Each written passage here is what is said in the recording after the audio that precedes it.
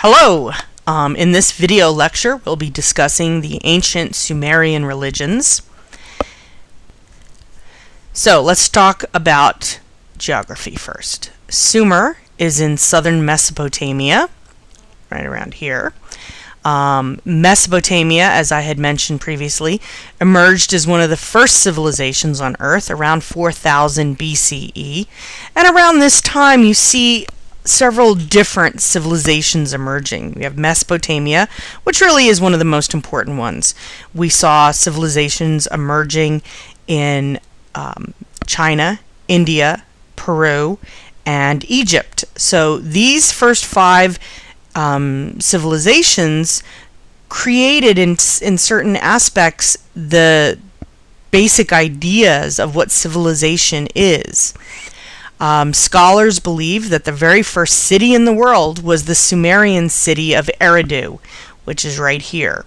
And remember, which is right here, is where Abraham, who is the father of Christianity, Islam, and Judaism, was born. And this city was settled by farmers, fishermen, and herders. Kind of a confluence of different job types that led to the development of a city. And again, remember, ancient civilizations all tended to grow up around bodies of water. So you have water here, you have the Tigris, you have the Euphrates rivers, and these are the main water sources that led to the development of this ancient civilization.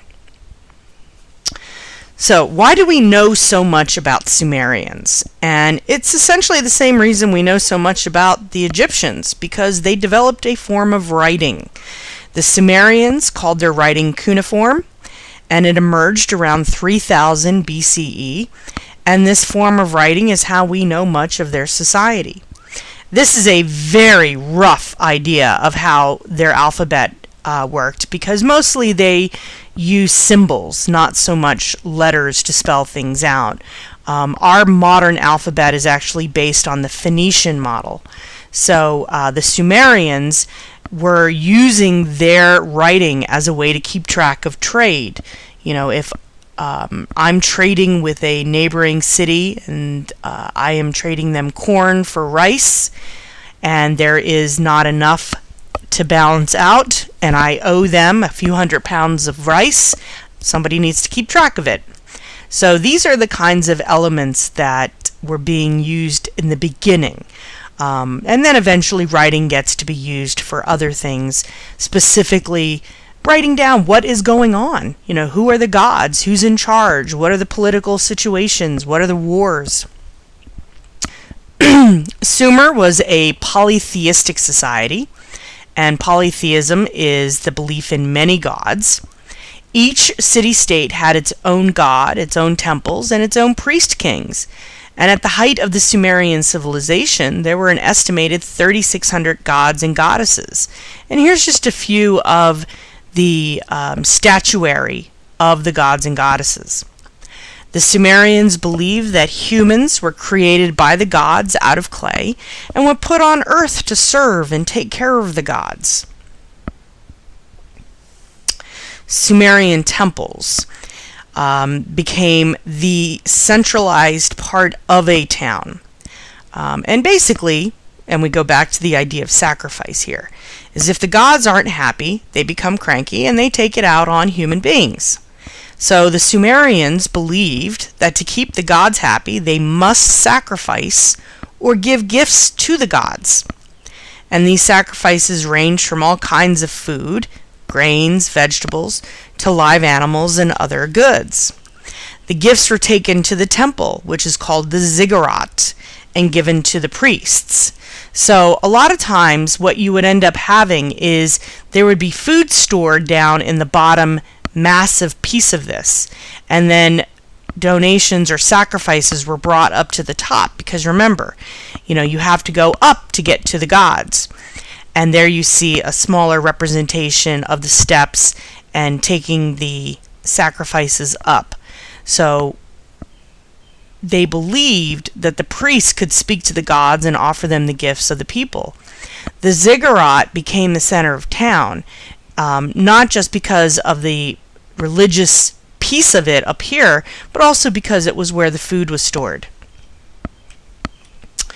Sumerian theology is very specific, and they believe that the universe consisted of a flat disk enclosed by a tin dome surrounded by a saltwater sea. And again, all of these things can be found very easily within their purview of what they're seeing. Tin was a common metal that was seen back in those days, and it was reflective. So why is the sky blue? Because it reflects the ocean. And so their reasoning is very sound. And of course, the sea is salt water. So of course that would make sense that the world is surrounded by salt water. The Sumerian afterlife involved a descent into a gloomy netherworld to spend eternity in a wretched existence as a Gidam, or a ghost. So we're not seeing yet the idea of heaven or hell. We're not seeing punishment. Essentially what we're seeing is, once you're dead, you're out of luck. You're going to have this wretched existence. So life is very important for these folks. They're not looking at what happens after death. They're looking at what happens while they're still alive. And that's an important thing to reflect on, because we're going to see an evolution in how people see afterlife. What happens after we die. So let's look at some of the Sumerian gods and goddesses. The Sumerians worship Namu, who's right here. She is goddess of the sea. On, this is this handsome fella over here, who was the god of the sky. His consort is Ki, and consort is kind of a unofficial wife. She's the main girl in his life, and she was the goddess of earth. So these three, the sea, the sky, the earth, the three main elements of their world. On and Ki have a child named Enlil, who is god of air, who serves as head of the gods until he's banished for raping the goddess of the air, Ninlil. Here's it, Enlil, and then Ninlil. Enlil is sent to the underworld. Ninlil gives birth to Nana, god of the moon, who's also known as Sin or Suin. Enlil claims Nana as his son, marries Ninlil, and he returns to the top of the pantheon of gods. Now, the whole purpose of this story for humans is to show the value of claiming one's wife and children. It was far too easy to get someone pregnant and then walk away.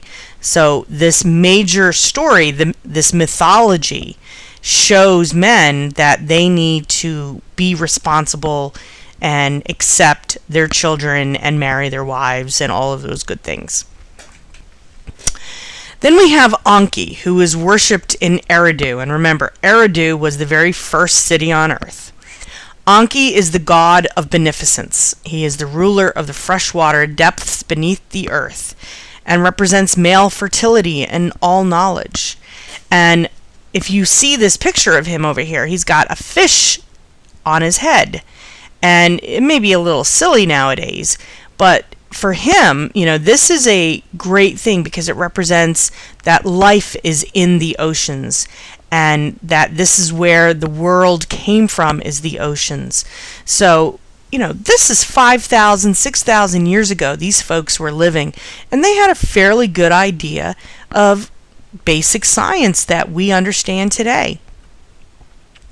Ninhursag is the wife of Enki. She is the mother goddess, and she nourishes the kings of Sumer. And again, we've talked about fertility symbols. Here again, you have a woman. She is accentuating her bosom. Her hips are rounded, her belly is rounded, and her genital region is pulled out in decorative style to kind of reflect the idea of being the mother figure. Then we have Ishtar, who was the goddess of love and war, and her cult involved sacred prostitution, which is something that was pretty popular back then and has died out. Sacred prostitution is sexual ritual consisting of sexual activity performed in the context of religious worship, usually involving a donation to the temple. And essentially, here's the basic idea here, is that you are a woman, and once a year you must go to Ishtar's temple, and you must provide service. Now, how does this work? A man comes in, he drops a donation in the donation box, he gets to have sex with you, and then he leaves. This is religious worship. At the end of the day, you've done your service, you get to go home to your husband and children, and the temple and Ishtar, more importantly, is pleased with you.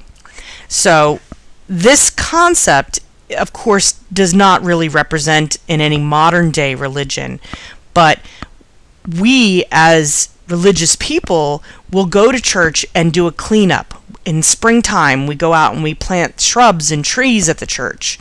So, we engage in rituals that are not quite as sexual, but we're still donating our time and energy to our religious environments, just not involving sacred prostitution. So, one of the things that we're going to be looking at through most of these religious histories is the myths that seem to be representative in each of the major religions. So we're going to start off with the garden myth. Now, the Christian myth, the one that most of us are most familiar with, and this is the same myth for Jews, Christians, and Muslims, is the idea that, God created the earth in 7 days. 6 days, seventh day he rested. He created Adam. From Adam's rib, he creates Eve. Eve and Adam are in the Garden of Eden. They're popping it. They're having a great time. And they're told they can do anything they want except eat from the tree of knowledge. And of course, that's when the snake shows up and convinces Eve she should eat from the tree of knowledge. God finds out, he throws them out of Eden, and things don't go so well for humanity after that. The Sumerians have their own garden myth, and this myth is the goddess Ninhursag creates a beautiful garden full of lush vegetation and fruit trees called Edenu. Sound familiar? Ninhursag charged Anki, her husband, with controlling the wild animals and tending the garden. But Anki becomes curious about the garden and he eats 8 different plants. Again, we have certain characteristics that are very familiar to those of us who are more familiar with the Christian-based or Jewish-based garden myth. This enraged Ninhursag, and she caused Anki to fall ill. Anki feels a pain in his rib, which is a pun in Sumerian, as the word ti means both rib and life. Ninhursag then creates a new goddess named Ninti, a name made up of Nin, meaning lady, plus ti for rib, or lady of the rib, who cures Anki. Now, of course, the garden myth is a little bit different in the Christian philosophy. However, there's a lot of the same concepts. The rib, eating what they're not supposed to be eating, not following the rules. And if you think about these items in the context of what religion is supposed to do, which is to keep us on the straight and narrow and live good moral lives, what we're seeing here is you should listen to your wife. All right, another one that I wanted to look at is the myth of the deluge, or the flood myth. And this, again, Sumerian. The flood comes about because mankind makes too much noise, angering the chief god Enlil, who can't sleep because of all this racket. Anki warns Susudra, the king of Sumer, that the gods have commanded that a flood will sweep over the city. Anki tells Susudra to to build a boat and fill it with living creatures. The flood lasts 7 days and 7 nights, wiping out most of mankind. Now, the interesting part, because, with all of these mythologies, there is a full-bore attempt to demonstrate where these mythologies come from in terms of what the researchers do. And archaeological evidence demonstrates that there was, in fact, a great flood in this area around 3500 BCE. So, what we look at here is people are trying to explain why nature has done things. Because again, they don't understand climate, they don't understand barometric pressure, they don't understand weather forecasting. They have general ideas. So these mythologies, in a lot of ways, are there to explain things. This information will be on the quiz next week. If you have any questions, please email me or text me, and I hope you have a good day.